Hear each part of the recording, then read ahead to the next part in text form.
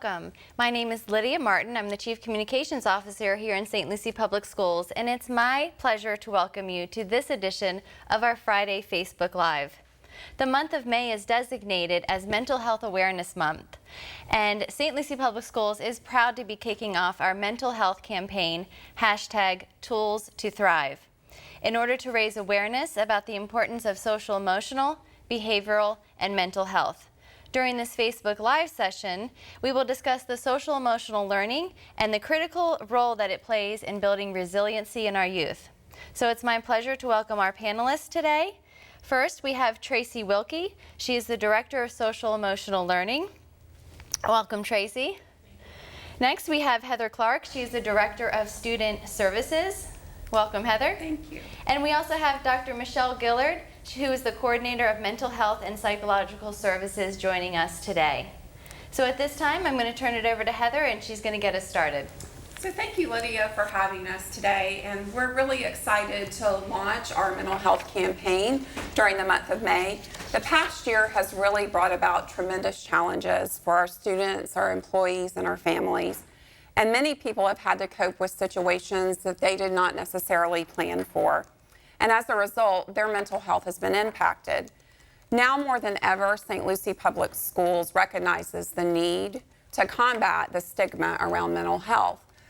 Hence the need to launch our campaign, as Lydia mentioned, #ToolsToThrive. During the month of May, we're going to provide tools for students, employees, and families to prioritize their mental health and to build resiliency. So what is mental health? Mental health includes our emotional, psychological, and our social well-being, and it affects the way we think, how we feel and act, and it also helps determine how we handle stress, how we relate to others, and how we make choices. Mental health is very important at every stage of our life, from childhood to adolescence and through adulthood. One of the ways that students can build resiliency is through social emotional learning. Tracy, can you tell us a little bit about how your department is supporting that? Yeah, thank you so much, Heather. We are so enthusiastic about the work that we've been able to do. And, for years, educators have always focused on the whole child. This is not something new. We've always been concerned about the social emotional development of our kids, of our children. But in recent years, our district decided to form a social emotional learning department that solely focuses on those skills so that we can really do a better job of meeting the needs of our students as our society changes, right? So what is social emotional learning, right? And we call it SEL for short. So I'm going to be referring to it as SEL. According to the leading experts, CASEL, or the Collaborative for Academic and Social Emotional Learning, SEL is the process through which all young people and adults acquire and apply the knowledge, skills, and attitudes to develop healthy identities, manage emotions, achieve personal and collective goals, feel and show empathy for others, establish and maintain supportive relationships, and make responsible and caring decisions. Well, that's a lot of things, right? So within that definition, we focus on 5 major areas, 5 major SEL competencies. And those competencies are on your screen. They are self-awareness, self-management, social awareness, relationship skill building, and responsible decision making. And all of these skills are taught in our SEL curriculum, as well as practiced daily in classrooms during lessons, but also during circle times. Teachers are facilitating, usually it's in the morning, but doing some circles with their students and having them practice and with a particular focus on these competencies. So what might you be doing at home? How can caregivers support the social emotional development of your children at home? First of all, parents really can boost their students' skills by just creating that loving, caring, nurturing environment for kids, right? Just showing them affection, showing them the signs of love. That's the fundamental foundation. But also by modeling and practicing. Kids watch everything that we do as adults, right? They're always watching. They're very keen on that. So as adults, that students or children are really learning from, excuse me, the adults around them. So it's really important for the adults to understand that and do things and practice, model and practice things that with intention. You know, the way that we are interacting day to day with other people in our environment, your children are watching that. Your children are watching how when you're stressed, how are you managing that stress? When there's a conflict, what are you doing in order to navigate that? So that's really that modeling and practicing we always need to be cognizant about. But then there's some other intentional, purposeful things that you can do, like just during the dinner time, having family conversations, right? But having an intentional focus on the types of things you might be talking about. And the Family Dinner Project is a fabulous resource. And you can check it out online, and we can give you the website for that. But it's a place where parents can go for activities that definitely have opportunities to practice and engage your students in the SEL skills. Things like arts and crafts, making dinner together. But then they have this wonderful resource of conversation starters where you can go, and it's sorted by age group, by topics and things. And there's one on the screen. Thank you. Talk about 2 things for which you felt thankful for or grateful for today. So that's an example of a topic that you could do at the dinner table, or, hey, driving in the car. I remember those days where the dinner was in the back seat because we were off to go somewhere. So, but that's definitely something important that you can do.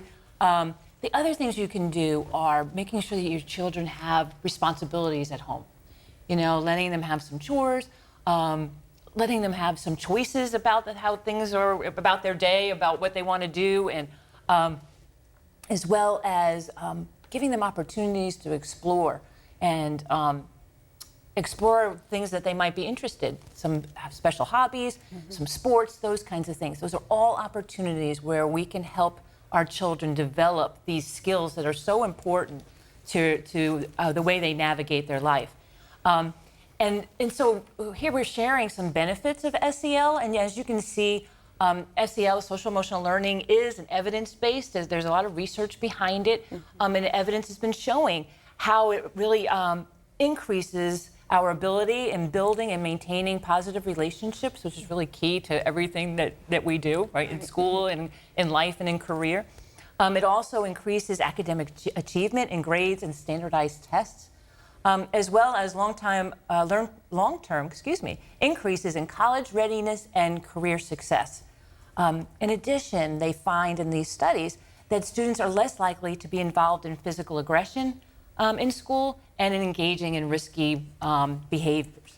So really important things. And just as you can see here, it's so important that students have those opportunities so they can really foster all of those skills are actually acting as protective factors and helping them build resiliency.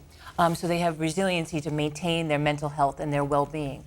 So Michelle, I know I've been talking a lot about SEL, and we know that things, and Heather has mentioned before, things have been really tough this last year for everybody, adults and children.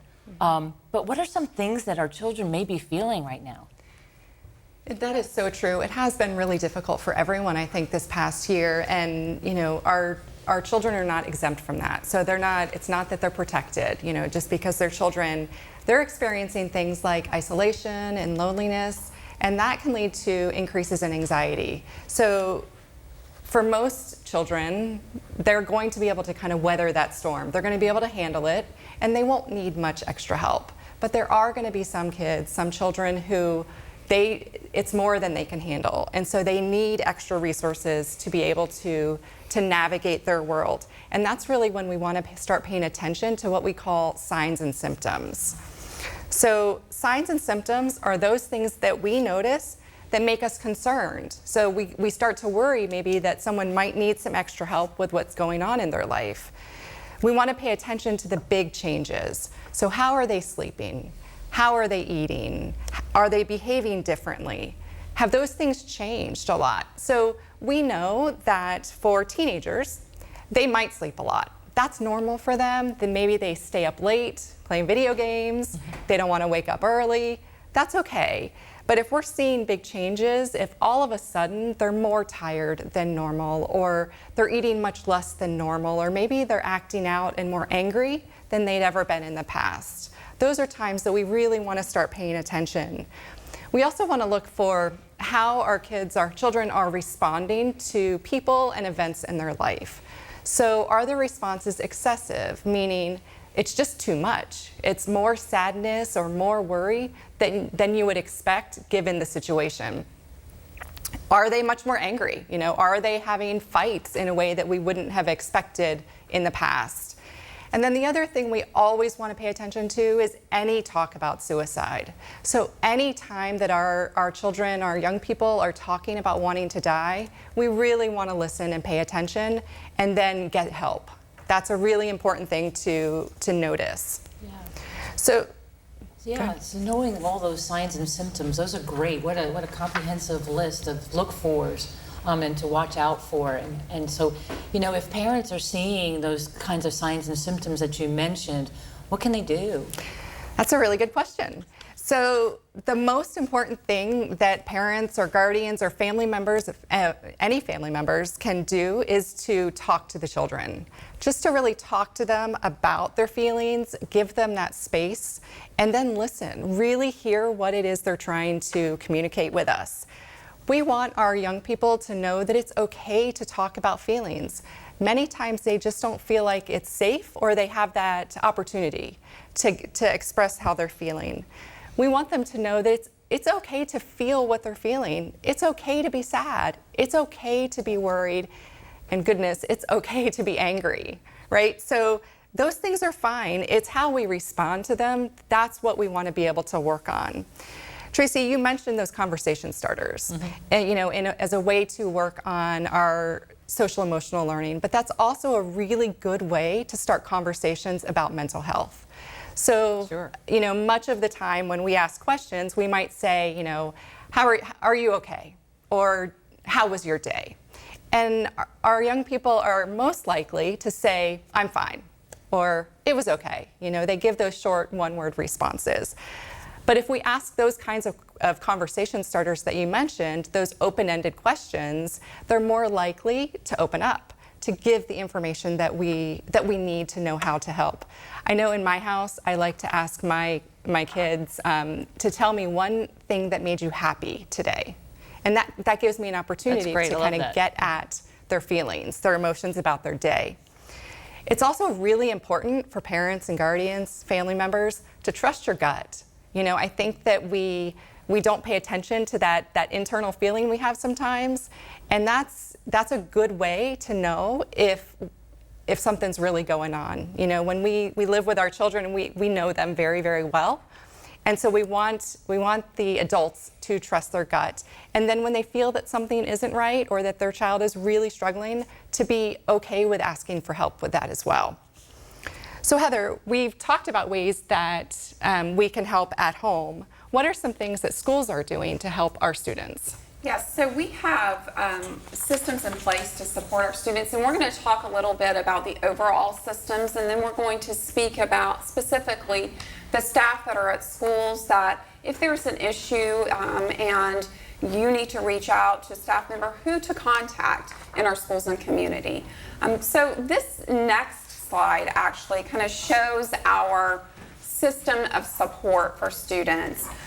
Each school provides a comprehensive program to address those mental and behavioral health needs of students, kind of from a tier 1 level, which is for all students, so that comprehensive way in which we're addressing the needs of kids.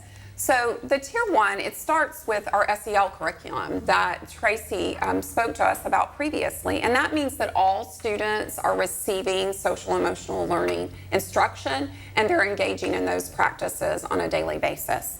And then Tier 2, it's supplemental, so it's more for a smaller group of students, and that would be students that may be participating in social skills instruction, so a smaller group.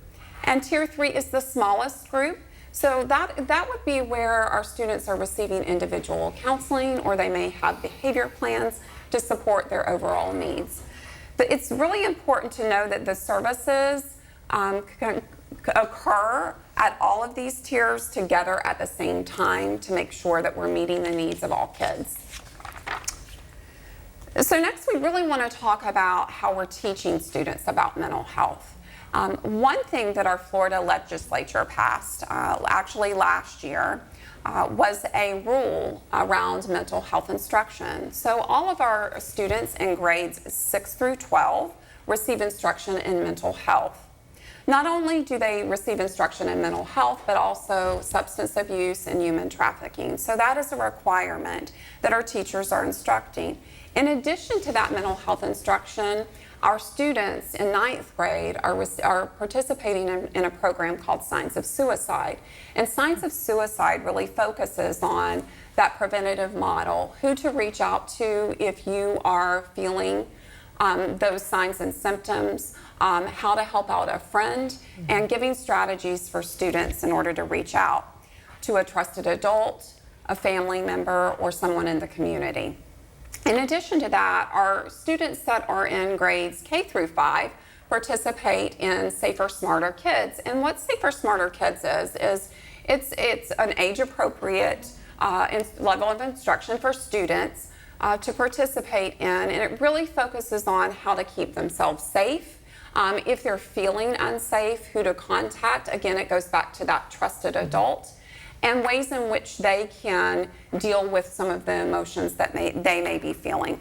And we certainly can't forget our partnership with New Horizons. They are an amazing partner within our district, and they have staff that provide instruction in Too Good for Drugs for all of our 5th grade students across the district.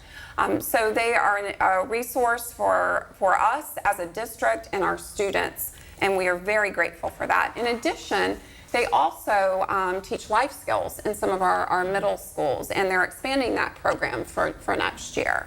Oh, that's exciting. Yes, it is exciting. So we've talked a little bit about the instruction. Now we wanted to just discuss some of those tools, and as part of our campaign that we have also provided to our teachers and our families. So having those necessary tools to support our mental health and well-being is very important. So here are just a few examples of tools that are available for our students to support their mental health and mental wellness. You'll see here on your screen there's an app for that. So obviously we are all in the age of technology and have multiple apps, right? So there's an app for that. It's just one example. We provided a list of free apps that really focus on a multitude of things. So for instance, a calming app. So if students are feeling anxious, we know that anxiety is something a real thing that students and adults are experiencing. So they're very small, kind of 30-second to 5-minute meditations that students can engage in just on their phone. There are also apps that allow teens that may be struggling to connect safely with other teens. So that would be another option for them. Building a healthy self-image is critically important. So there are several activities that teachers and students can do to support building that positive self-image. One of those is a positivity blog that students can blog back and forth, as well as adults.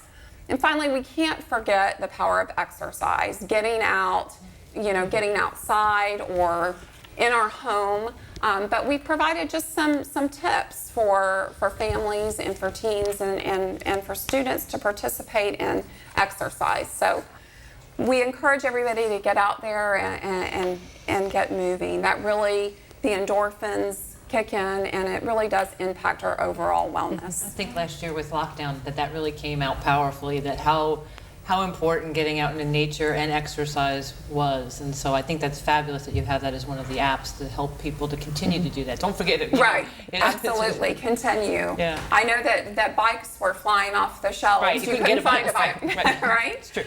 And for our families, we're providing a family calendar, and this is an interactive calendar. So if you click on every day of the month, each day in May, families can participate in activities that focus on things such as expressing how you feel, modeling positive thinking, showing kindness. There are self-care ideas there, conversation starters for dinner. So there's a multitude of resources here that families can just simply click on and access at their fingertips. So Tracy, these are, sorry, you're next. Going into the activities. You guys, really, you did a nice job with the calendar, really. I love how it's so easy, accessible, and there's an activity for each day for families to engage in. That's fabulous. And so we have talked a lot about families and the students and their homes. What about our teachers?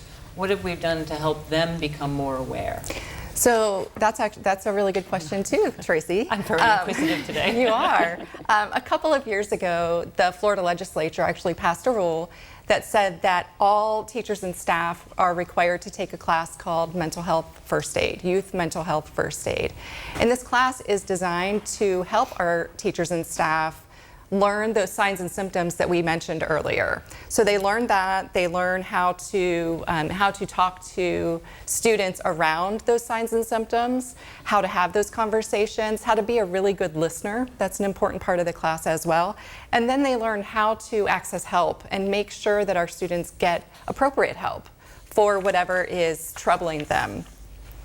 We also have on our campuses several different kinds of school-based mental health professionals. So we have school counselors, school social workers, school psychologists, and school-based mental health counselors. And each of those staff are specially trained to address those mental and behavioral health concerns. So the school counselors are going to be the first point of contact. They work with our students on a variety of different issues, from academic to behavioral and really kind of everything in between. They also will go into classrooms to provide those lessons, some of those lessons that Heather was talking about, and they will work with students in small groups, maybe on social skills instruction. Then we have our school social workers, and they're also working with kids in small groups, but also individually. So they might be addressing concerns like social skills, but also some anxiety, maybe some grief and loss kinds of issues. School psychologists do individual and group counseling too, but they also provide those evaluations when we suspect that a student might have a disability. And then school counselors, the school-based mental health counselors, are doing that individual and small group work as well. When there's concerns, say there's concerns that are greater than we can address in the school, we have partnerships with agencies in the community to be able to provide some counseling services, but in the community. So that does require parent consent for us to contact the agency, and then it also requires that parents participate in the first appointment. That's called the intake. And then once they participate in that first appointment, the student can then begin receiving counseling. For many of our students, that counseling can happen on school campus during the day. Some students will need to go into the office. It just kind of depends on what their situation is. But one good thing that has come out of the pandemic is that all of the agencies are providing telehealth services. So they will see students virtually through the computer, like on Zoom or Facebook, whatever technology they're using. But that's been really helpful because it's allowed families to be able to access services when maybe they can't get to offices during the day. Well, that's great. So comprehensive, everything that we've put in support of our students. Yes. In school, from the teachers and the teachers in the classrooms being able to really know the signs and symptoms and recognize that, and then the hierarchy of the supports. Absolutely. After that. So that's great. This is Absolutely. great information for everybody to know. So if parents are concerned, Again, that school counselor is going to be that first point of contact. And, if there's a concern at school, if parents or family members are concerned about how the child is at home, we always, recommend that their pediatrician or their doctor is always a good point of contact.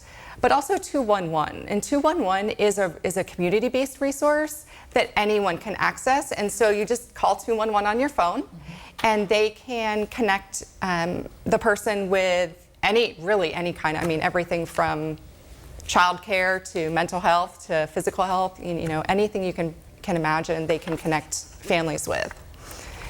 We always provide our suicide prevention lifeline number, just in case families need that, if that's something that their students are facing.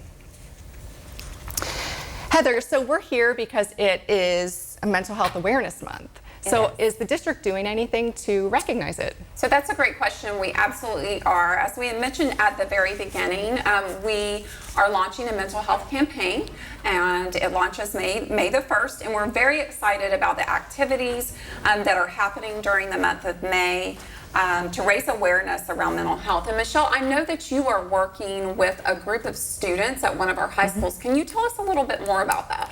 Yeah, so it's called the Hope Ambassadors Club, and it's a club at Fort Pierce Central High School.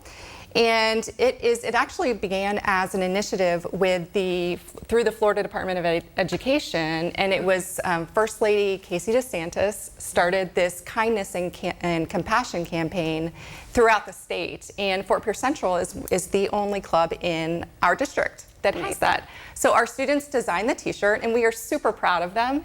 And we really believe that they are well on their way to kind of showing that kindness and compassion by working to end stigma. So we are just super excited. We have the order forms if anyone is interested in purchasing a t-shirt, and I know that you have been taking those orders in an ongoing way. But we do want to bring recognition to Friday, May the 7th, and that's Wear Green for Mental Health Awareness Day. So we're asking everyone to wear green on that day to really end the stigma and to raise awareness around mental health.